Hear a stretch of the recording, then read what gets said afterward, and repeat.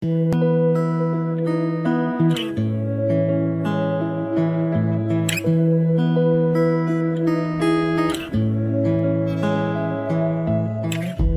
everybody, welcome to another episode of Java with Jim. I am Jim Phillips.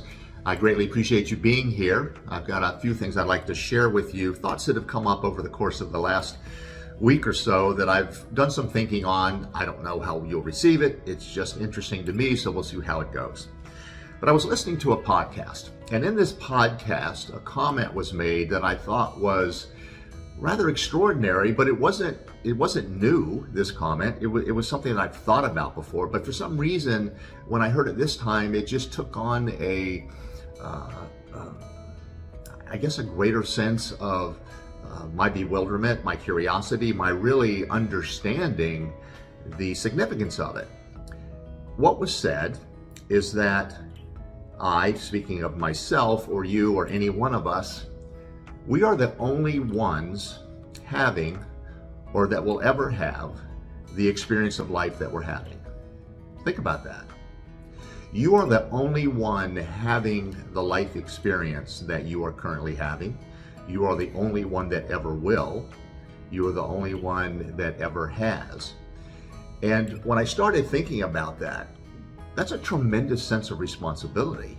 I think we go through life and we want to say that we've done something new, we've done something special, we've done something unique. Well, guess what? That's your life. Your life is special. Your life is unique. As I just said, you are the only one who will ever have the life experience that you're currently having. Now, we can say that we are having this experience with other people, and there's no question. Other people are here with us on this planet at this time, roughly, 7.5, 8 billion of us right now. And with that, there are 7.5 to 8 billion different experiences that are taking place simultaneously. And it doesn't mean that we're not all experiencing life's events. We've got all these things happening around the world. We have things happening within our respective countries. We have things happening within our respective circle of influence, if you will. Those people, our own world, the little bubble that we each live in. And we're having that experience with those people. However, each one of us is experiencing whatever those events are that we might be sharing with others. We're experiencing it in our own way. We all have our own thoughts and beliefs. We have our own way of doing things. We have our own way of thinking. We make choices we make based on what we hold as true, not necessarily what other people hold as true. Although, unfortunately, we do allow, on occasion, and it's happened too much here recently, we allow others to put out information that they continuously say is true, that in fact is not true. It might be their truth, but it's not true as the truth. And yet we take that in as a truth and we make decisions against it, and it's not allowing us to fully experience and express the truth of who we are. But getting back to the main point, and that main point of your uniqueness, you being the only one having this experience of life, you being the only one that will ever have this experience of life. I don't know why that seems so interesting to me. As I said a little bit earlier, I don't know that it's going to be that interesting to you, but there is responsibility there. There is responsibility, I believe, to make the most of this life that I possibly can.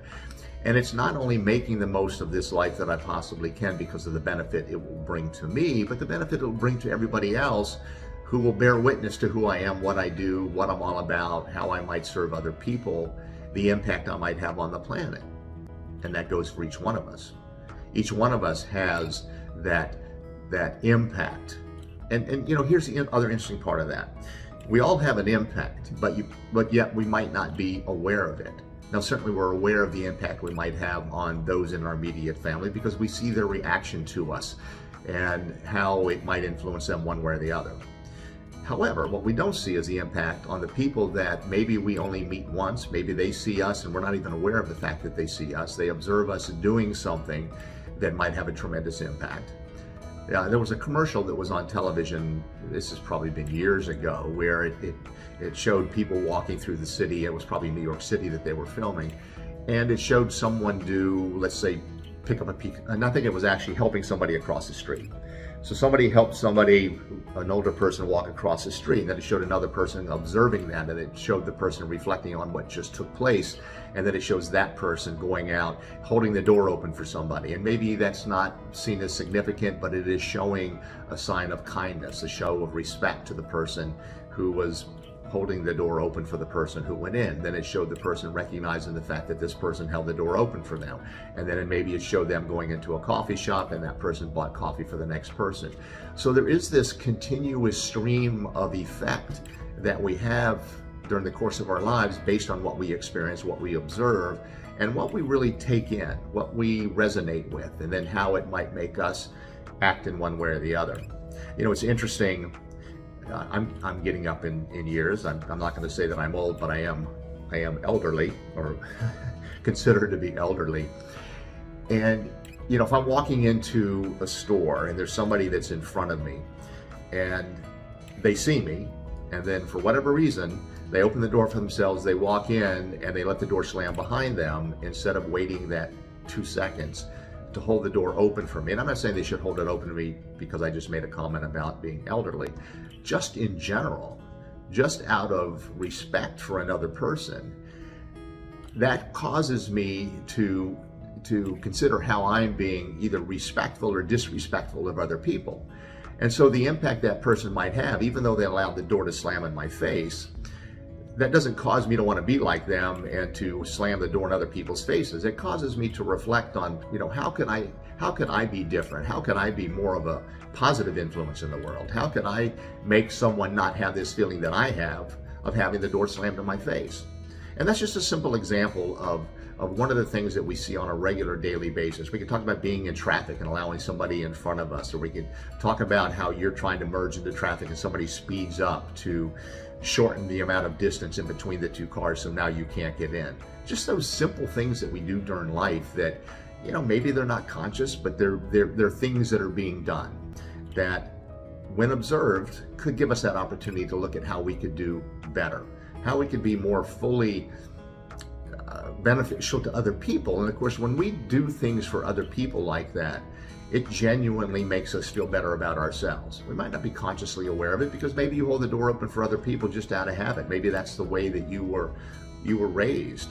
I know that one of the things that I was raised to do is, if I'm going out on a date or with a woman or significant other, whatever, I know that opening the car door for them is something that I just do naturally because it's something that I was taught to do, and I was told that that shows great respect for the person. It shows the amount of caring you have for the person. And yet I think when it's observed, I've had people tell me, why do you do that? They can open the door for themselves. Well, that's missing the point, obviously. I guess the point that I'm trying to get to with all of this is that all of us are living our own lives, irrespective of what other people are doing. We make our own decisions. We observe, we take in what it is that we want to take in, and we act on that in whatever way we choose to act. It is all based on our beliefs, what we hold is true, what we hold is important, what we hold as really the best way to live life, to be there in support of one another, to show kindness, to show generosity, to show love toward one another. Because in the end, we all are in this together as humanity, as society, within our more localized environments. We all contribute to it and we all benefit from it, because what we're putting out into the world, we're going to see come back to us. And yet, there's so much that we see that you look at it and you question, well, why would somebody be that way?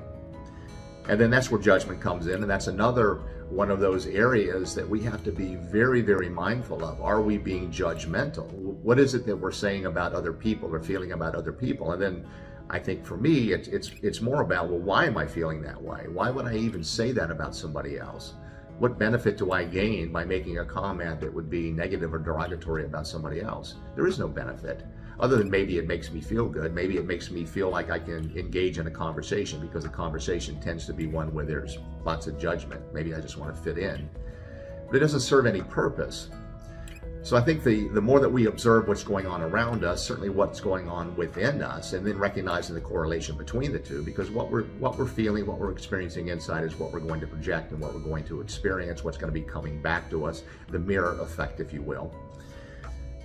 So I think that as we recognize that we are the only one having this experience, we are the one that can create the experience that we have, we are the only one that is making the choices, because ultimately anything that happens in our lives comes as a result of a choice we made.